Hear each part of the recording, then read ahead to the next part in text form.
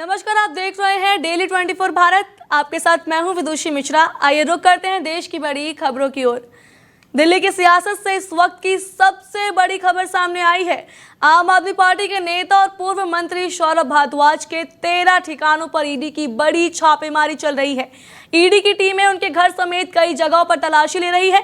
मामला करीब 5,590 करोड़ रुपए के कथित हेल्थ इंफ्रास्ट्रक्चर घोटाले से जुड़ा है।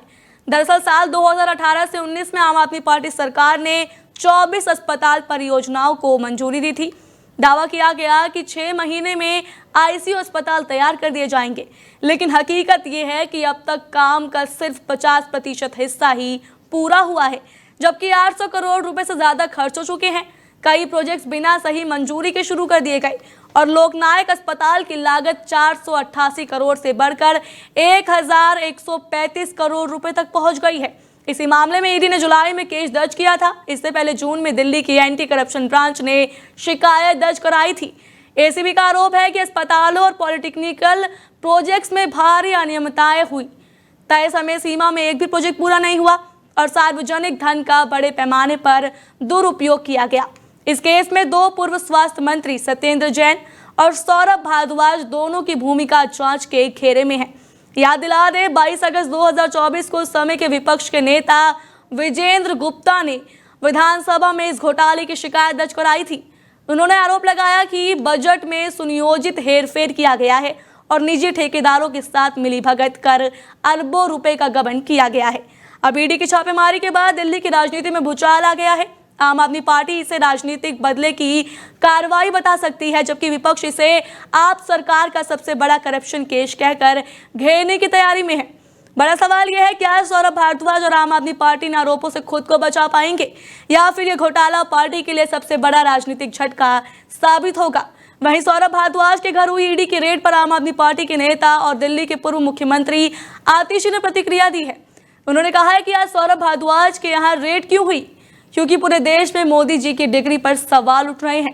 क्या पीएम मोदी की डिग्री फर्जी है? इस चर्चे से ध्यान हटाने के लिए ही रेड डाली गई है। जिस समय का केस बताया जा रहा है उस समय सौरभ भारद्वाज मंत्री भी नहीं थे, यानी पूरा केस ही झूठा है। सत्येंद्र जैन को भी 3 साल जेल में रखकर आखिरकार सीबीआई ईडी को क्लोजर रिपोर्ट देनी पड़ी। इससे साफ है कि आम आदमी पार्टी के नेताओं पर लगाए गए सारे केस सिर्फ झूठ और राजनीति से प्रेरित हैं। वहीं आम आदमी पार्टी के सांसद संजय सिंह ने पार्टी के नेता सौरभ भारद्वाज के घर हुई ईडी की रेड पर प्रतिक्रिया दी है। उन्होंने कहा है कि आज सौरभ भारद्वाज पर रेड क्यों की गई, क्योंकि कल से पूरे देश में पीएम मोदी की डिग्री को लेकर चर्चा है कि उनकी डिग्री फर्जी है। ये रेड उससे ध्यान भटकाने के लिए की गई है। जिस पीरियड का ये केस है उस पीरियड में सौरभ मंत्री ही नहीं थे, तो ये पूरा केस झूठा है। सत्येंद्र जैन को भी 3 साल जेल में रखने के बाद सीबीआई ईडी ने कोर्ट में क्लोजर रिपोर्ट फाइल की थी। इससे साफ है कि आम आदमी पार्टी के नेताओं पर किए गए सारे केस झूठे हैं। भारद्वाज आम आदमी पार्टी दिल्ली प्रदेश के अध्यक्ष और पूर्व मंत्री हैं, उनके ऊपर आज ईडी ने छापा मारा है। सौरभ भारद्वाज पे जो मामला बनाया गया है वो पूरी तरीके से निराधार, झूठा और बेबुनियाद है। और ये बात मैं इसलिए कह रहा हूं कि जो ये केस बनाया गया है उस वक्त सौरभ भारद्वाज मंत्री ही नहीं थे, तो एक झूठा और बेबुनियाद केस बना के सौरभ भारद्वाज को फंसाने की कोशिश की जा रही है। और हम सबने देखा कि कैसे सत्येंद्र जैन के मामले में 3 साल तक उनको जेल में रखने के बाद सीबीआई ने कह दिया उनके खिलाफ कोई सबूत नहीं। भ्रष्टाचारियों की जमात में शामिल आम आदमी पार्टी दिल्ली प्रदेश के अध्यक्ष और पूर्व मंत्री सौरभ भारद्वाज पर आज जांच एजेंसी ने मेडिकल स्कैम में छापा मारा है। हम ये बात पहले दिन से कह रहे थे कि अरविंद केजरीवाल और उनकी सरकार ने दिल्ली को लूटने का काम किया है और दिल्ली में अस्पतालों के निर्माण के विषय पर या दवाइयां या उपकरण खरीदने पर दिल्ली के स्वास्थ्य मंत्री रहे सौरभ भारद्वाज ने घोटाले किए हैं, जिसकी आज जांच एजेंसी ने भी पुष्टि की है और उन्होंने उस पर छापा मारा है। पर ईडी की रेड हो रही है उस हॉस्पिटल कंस्ट्रक्शन के मामले में। ये निश्चित रूप से आप आम आदमी पार्टी के जो लोग हैं, जो नेता हैं और जिन्होंने घोटाले किए हैं, वो एक भी घोटाले से बच नहीं सकते।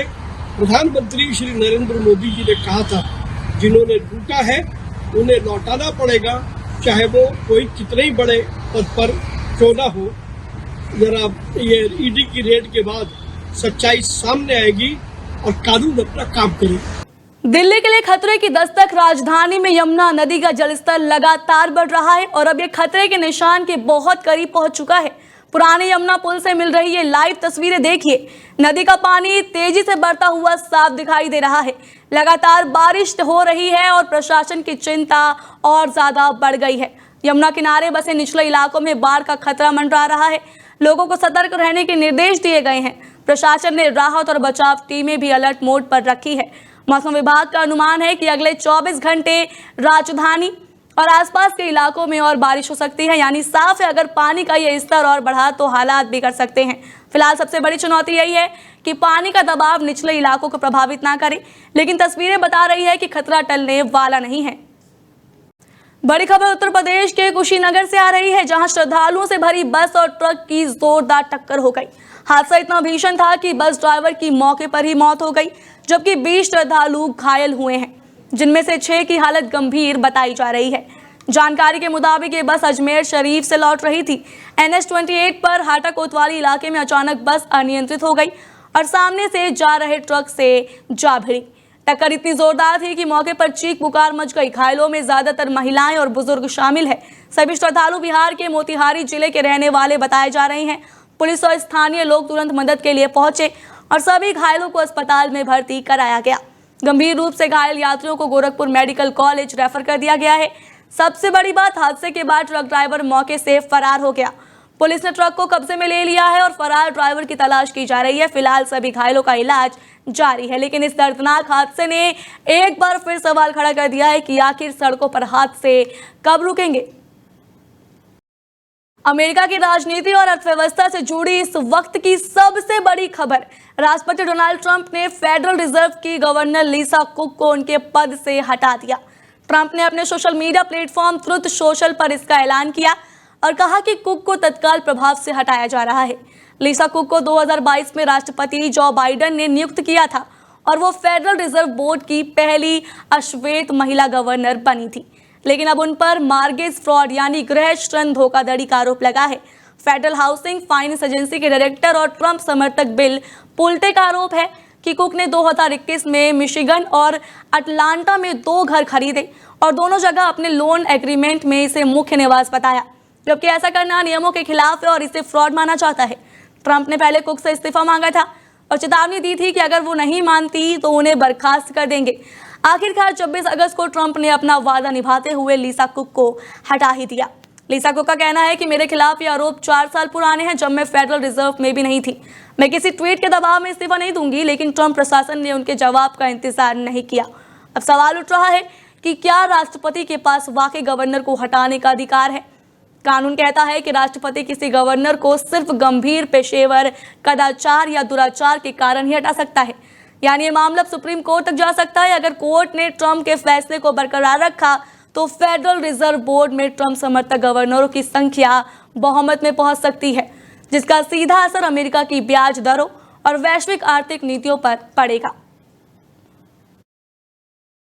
चलिए लेते हैं छोटा सा ब्रेक, आपसे फिर मिलेंगे छोटे से ब्रेक के बाद। दिल्ली की जमीन खोखली हो रही है।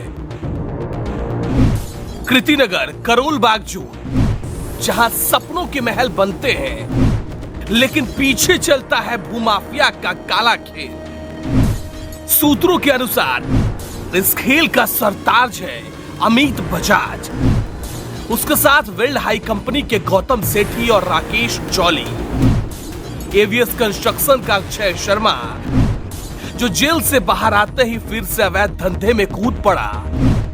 सूत्रों के अनुसार हवाला कारोबार तक से हो सकते हैं कनेक्शन।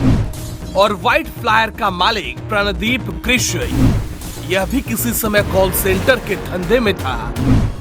अब सब मिलकर दिल्ली को लूटने में लगे हैं। ये सब आपस में मिले हुए हैं और यही गठजोड़ दिल्ली की जड़ों को खोखला कर रहा है। बड़े बड़े प्लॉट लेकर टुकड़ों में बेचना, बिना नक्शे के निर्माण, करोड़ों की रिश्वत और सरकारी अफसरों से गहरी मिलीभगत, यही है इनका धंधा।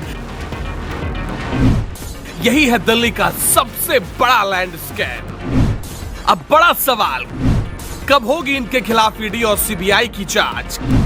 कब रुकेगा दिल्ली को बेचने का ये गंदा खेल।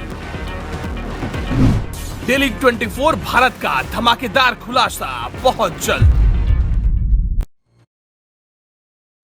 भारत अमेरिका रिश्तों के बीच इस वक्त की सबसे बड़ी खबर, अमेरिका ने भारत पर अतिरिक्त 25% टैरिफ लगाने की आधिकारिक अधिसूचना जारी कर दी है। राष्ट्रपति डोनाल्ड ट्रंप ने पहले चेतावनी दी थी कि भारत से होने वाले आयातों पर 50% शुल्क लगाया जाएगा। इनमें से आधे शुल्क इस महीने की शुरुआत में लागू हो गए थे और अब शेष आधे शुल्क 27 अगस्त रात 12:01 से लागू हो जाएंगे। ट्रंप प्रशासन ने इस टैरिफ बढ़ोतरी के पीछे वजह बताई है भारत का रूस से तेल खरीदना। ट्रंप का कहना है कि भारत सीधे या परोक्ष रूप से रूस से तेल खरीद कर उसे फंड उपलब्ध करा रहा है और यही पैसा यूक्रेन युद्ध में इस्तेमाल हो रहा है। यानी रूस पर दबाव बनाने के लिए भारत पर आर्थिक बोझ बढ़ाया जा रहा है। लेकिन भारत ने इस कदम का कड़ा विरोध किया। भारत ने साफ कहा कि यूरोपीय देश और चीन दोनों रूस से कहीं ज्यादा कारोबार कर रहे हैं, फिर केवल भारत को क्यों निशाना बनाया जा रहा है।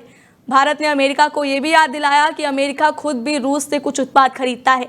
इधर ट्रंप का रुख चीन को लेकर बिल्कुल अलग है। उन्होंने कहा कि अमेरिका और चीन के रिश्ते बेहतर बनने जा रहे हैं। व्हाइट हाउस में दक्षिण कोरिया के राष्ट्रपति के सामने ट्रंप ने यहां तक कहा, हमारे पास चीन के खिलाफ कई दाव है, लेकिन मैं उन्हें खेलना नहीं चाहता, वरना चीन बर्बाद हो जाएगा। यानी भारत पर सख्ती और चीन के साथ दोस्ती की कोशिश। इस टैरिफ वॉर के बाद सबसे बड़ा सवाल यह है कि क्या भारत अमेरिकी दबाव में अपने ऊर्जा आयात बदल देगा या फिर भारत अमेरिका रिश्तों में आने वाले दिनों में और करवाहट देखने को मिलेगी। कूटनीति के गलियारों से एक बड़ी जानकारी आई है, जहां अब ईरान को एक और बड़ा झटका लगा।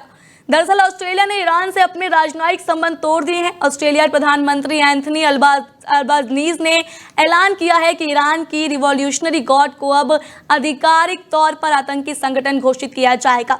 इतना ही नहीं, ऑस्ट्रेलिया ने ईरान के राजदूत को भी देश से बाहर निकाल दिया है। यानी अब कैनबरा और तेहरान के बीच की डिप्लोमेटिक लाइन पूरी तरह टूट चुकी है। आपको बता दें, ईरान और ऑस्ट्रेलिया के बीच राजनयिक संबंध 1968 में शुरू हुए थे। तेहरान में ऑस्ट्रेलिया का दूतावास और कैनबरा में ईरान का दूतावास। लेकिन बीते कुछ सालों में दोनों देशों के रिश्ते लगातार बिगड़ते चले गए। क्यों बिगड़े? सबसे पहले ईरान का न्यूक्लियर प्रोग्राम, दूसरा मानवाधिकार उल्लंघन पर ऑस्ट्रेलिया की आलोचना, तीसरा इजराइल के साथ ऑस्ट्रेलिया की नजदीकियां और हाल ही में अमेरिका ईरान तनाव ने भी इसमें बड़ी भूमिका निभाई है। ऑस्ट्रेलिया पहले से ईरान पर कई प्रतिबंध लगा चुका है और अब माना जा रहा है कि आने वाले दिनों में ये प्रतिबंध और कड़े हो सकते हैं। यानी ईरान जो पहले से इजराइल और अमेरिका से टकराव झेल रहा है, अब उसे ऑस्ट्रेलिया के साथ रिश्तों में भी बड़ा झटका लगा है। Firstly, can I say that there are reports from Victoria, from Paulpunga, about an active incident that has been underway there. There is grave concern for some of the police officers who are involved. Our thoughts are with the police for the work that they do each and every day. Himachal Pradesh से इस वक्त की बड़ी चिंता की तस्वीरें। लगातार बारिश ने पहाड़ों पर कहर बरपा दिया है। ब्यास नदी का जलस्तर खतरनाक रूप से बढ़ चुका है और हालात इतने बिगड़ गए कि नदी से मनाली के पास सड़क का बड़ा हिस्सा अपने साथ बहा लिया।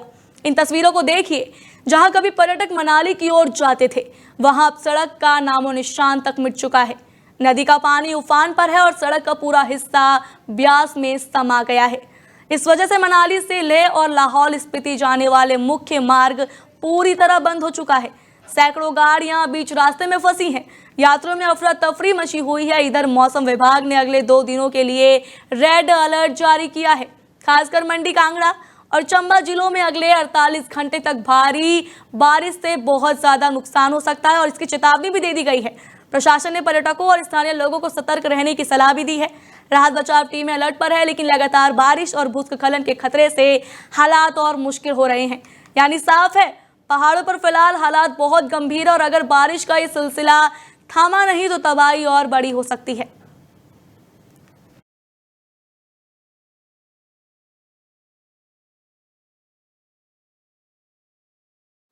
फिलहाल आज के लिए खबरों में बस इतना ही। आपसे फिर मिलेंगे ऐसी और बड़ी खबरों के साथ। तब तक देखते रहिए डेली 24 भारत। दिल्ली की जमीन खोखली हो रही है।